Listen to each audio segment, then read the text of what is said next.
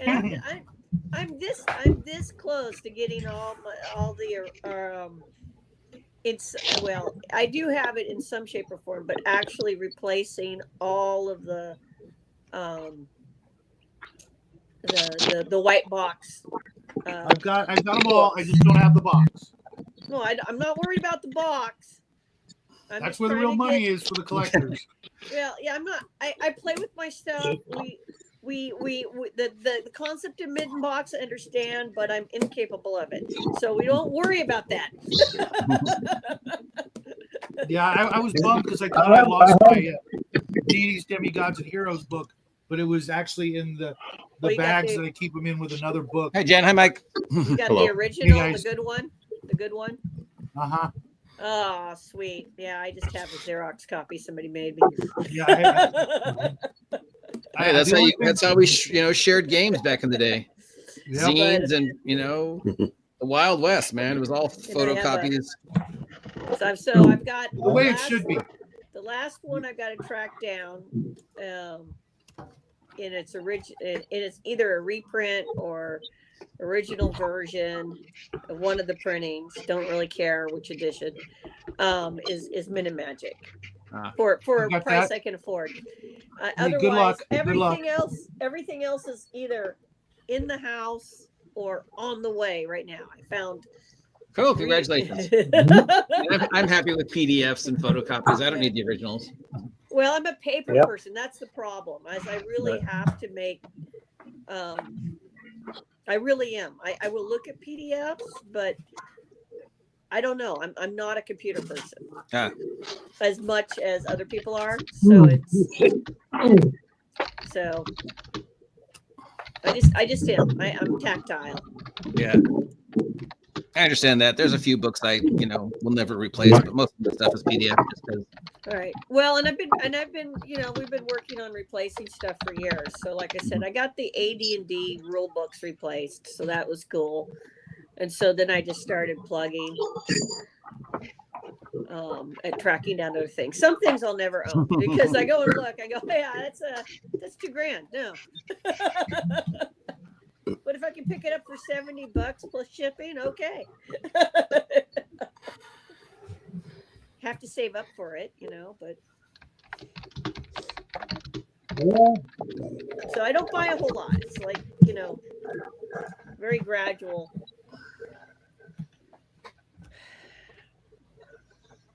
Yeah, I understand that, but there's nothing I have to have that I need on hardback. Yeah, it's just a goal. I mean, but that shouldn't stop all of you from buying my stuff in hardback. That's right. Because you can get it on Lulu. Get it on Lulu now. I have some of your stuff on Lulu from Lulu. Getting ready to buy Wretched Space. Oh yeah! Don't buy the wretched shit. Buy the new stuff. Buy the new stuff. Okay. Well, Bubba's a friend of mine, and he's going to run the game. So, nice, Cal. Yeah, I mean, I didn't work on it. Well, you have like a Goblin Space one, right? I have the Goblin Space one. Yep, that's on Jim's and on Lulu. I've got the new one, Vigilante. $5, 10th printing, and the other stuff though, I can't find my original white box set, which I bought in '77, does not have it doesn't say what printing it is, and it is very possible that this sat at the store for years, and maybe I got an original printing. I didn't get the wood box. Hey, where do you live again? Yeah. Where do you live again? Yeah, but you probably wouldn't survive the animals that protect me. All righty. Anybody have questions about the last game or anything? Yeah. How do we get out of the chicken shit outfit? But I got all of this. God, I think I got my white box set for like $11, $12 back in 1977. Yeah, probably. And a Greyhawk book I got for like $5 or $10 at flea market 20 years ago, maybe at a con. Nice. Okay, everybody got their earphones and their things plugged in. So Jen, migraines.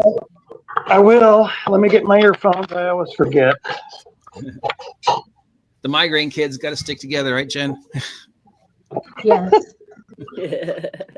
Team migraine. I'm still recovering, and plus spending the 40 minutes reading that disaster.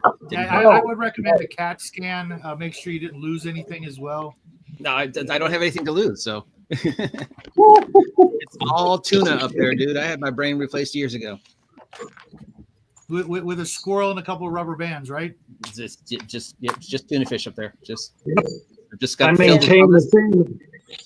and I just dip in it with my carrots, and there you go. It's like a nacho hat, but it's nacho brain. I work someplace that makes people who've never talked to themselves in their lives start talking to themselves within 2 weeks. So I've been there over 20 years. So it's gone. Okie dokie. If you remember where we left off with our cliffhanger ending at about almost a month ago, you are in the Temple of the Flesh. That's right. You are confronted by the Grand Master in his weird robe made of human faces. You are engaging in combat with East Wind and West Wind, two orcs wielding interesting looking weapons. The Grand Master is sitting on his throne in his weird robes with his weird crown and his weird looking scepter.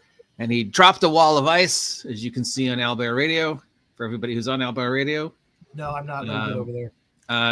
So the wall of ice has got all our casters on one side and our two main combat on the other side. And they're fighting East Wind and West Wind. And the bad guy is sitting on his throne doing some bad guy stuff. And I believe that is where we ended off. Mm-hmm.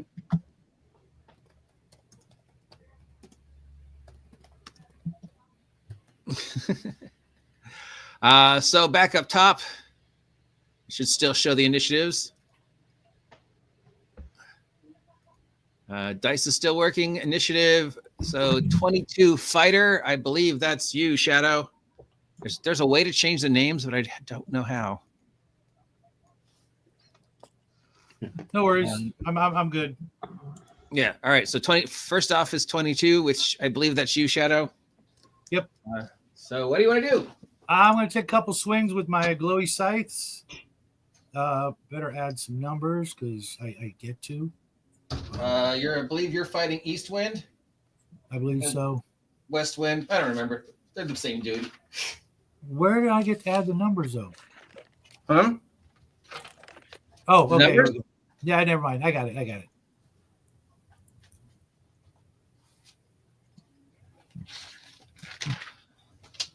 Okay, so what you're swinging on West Wind?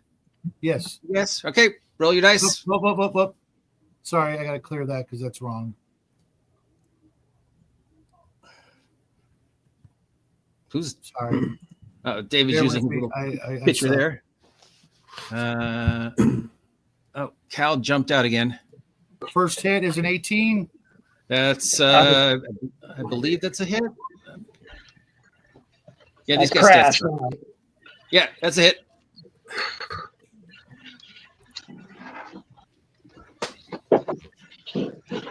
For a mighty 17 points of damage. Nice. Jesus.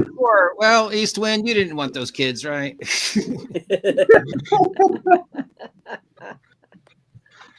All right, 17 points of damage out of his. It's funny that these are all like CR4 encounters. You guys are just cakewalking through them. Okay, he's definitely hurt. There's definitely orc goo bleeding all over you. You believe and you get I'll a swing second again. attack. I will swing again. Okay.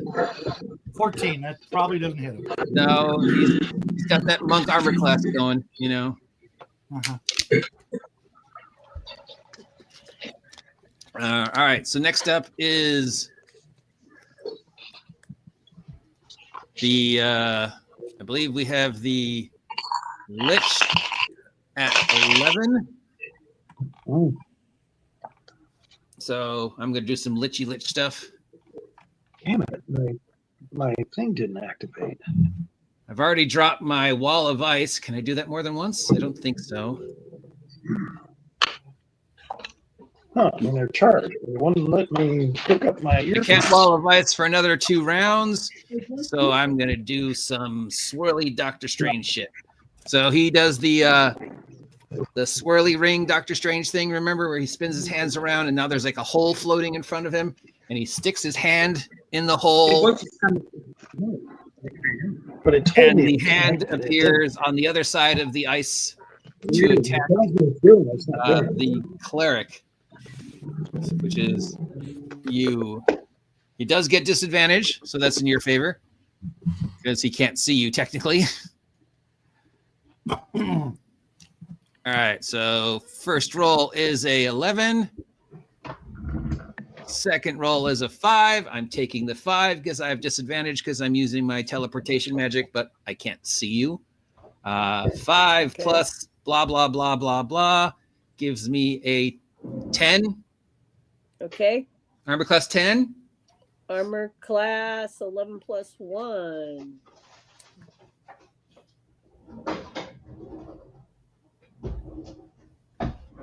All right, then I miss you with my swirly thing. You see this hand appear in front of you and try and swipe at you, and you jump out of the way. That's my standard action.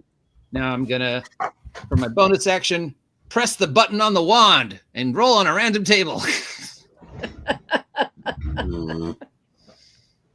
Those are the best ones. All right. Who wants to roll a d12? Jen, roll a d12. Okay. D12. Oh. Oh, I'm on the wrong. I'm on my view screen instead of my dice screen. Okay. 10. 10 on the random thing.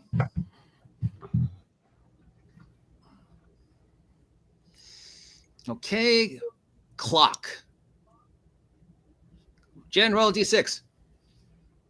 Okay. 1, 2, 3, good. 4, 5, 6, bad. Oops. 6. 6 is bad. 1, 2, 3, 4, 5. There's no such thing as a d5, so I'm going to roll a d6. 1, 2. Nurse Honey, you are slowed, All right. which means your movement rate is reduced by half. You only can make one attacker in the round, but you only get one attack anyways. So, yeah, you're slowed. All right. And your initiative moves, I believe, but whatever.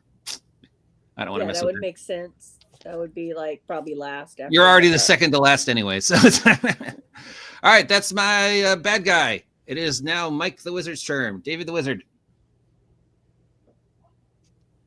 We can't. Well, Can I see around the ice wall? Do I know, or does it hit? Does it block the room? From where you're standing? I'm the little spell book, right? Yeah, you're the little spell book. Short and stout. I was just gonna say that.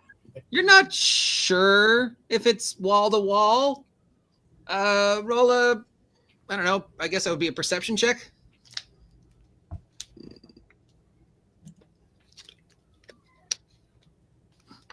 Oh, nice.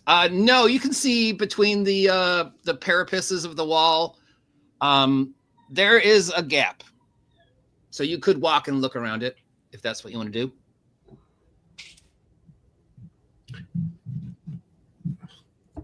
You can also sort of see through the ice, but it's like trying to see through 10 inches Kind of of ice. blurry, I would assume. Yeah. It's so vague. Can I move to here, or can I make it to the edge? Yeah, that's I didn't draw it, but that is the edge. Well, can I make it around or no? That would be a dex check to squeeze your little chubby little human flesh through that little gap. If you were a halfling, you could do it. I see. 18. Oh yeah. So we'll say that was 10 to get there, which means you have 20 more hexes you could move, or you could stop there and attack. I think I'm going to, since it looks like the guy back in the back, that's our big bad. So I'm going to launch the snowball swarm. Okay.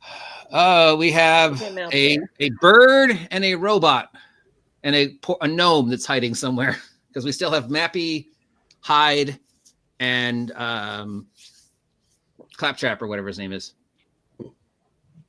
Gearbox. Do you want to have Hyde do anything, Jen? I feel bad. I forgot about Hyde. It can. Let's see. Once a day, shield. I guess it would probably. No, I don't think this round he'll do anything. All right. He's behind the wall with me, right? Yes. Okay. All the guys who go at 0 are behind you. Yeah. Our first level cartographer will hide with his bow. And Claptrap, I mean Gearbox, I don't believe anybody is wounded on this side. Honey, Jen, any of you wounded? Mike?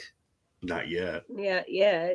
Okay. Then he'll just take pictures and comment on how bad you're fighting. Since that's all he can really do is heal and carry heavy objects. Back up top with the bad guy. We've got Shadow at 22 versus Orc with Sword. Same thing as last time. All right. Smack him a couple of times. All righty. Oh, it didn't add my number. Let me do that. First swing for 19. I'm pretty sure that hits. That is a hit. For a total of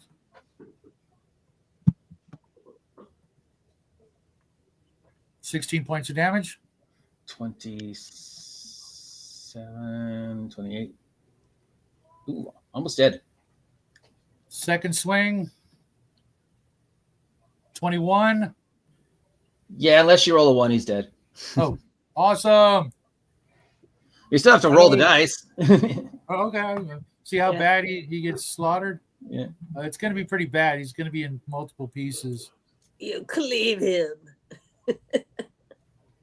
Oh, no, you didn't roll a 1. He's dead. 14 points. Just a orc with weird glowing sword falls to the ground. And real quick, I'm going to use my move to back up Cal, maybe even come in behind the guy he's facing off with. Okay, I believe next is Undead Dude. All right, my Ice Lich will do the Doctor Strange thingy. 8 or 8. I'll take the 8. Armor class 13, honey. My armor class is 12. You get slashed. How much damage does he do? Not a lot. All right. Little.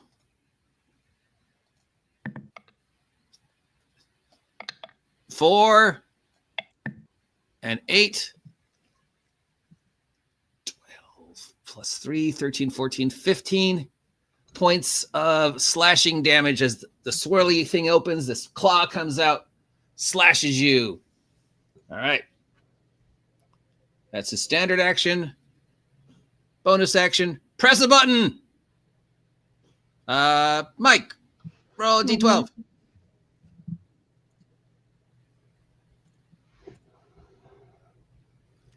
Six. Ooh, playground. 1, 2, 3, good. 4, 5, 6, bad. Roll a d6.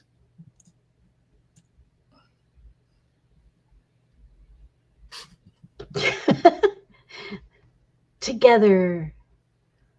We even roll the same. What'd you get? Oh, a 6. 1, 2, 3, bad. 4, 5, 6, good. Okay. Oh, No, 4, 5, 1, 2, 3, bad. 4, 5, 6, good. Was that what I said?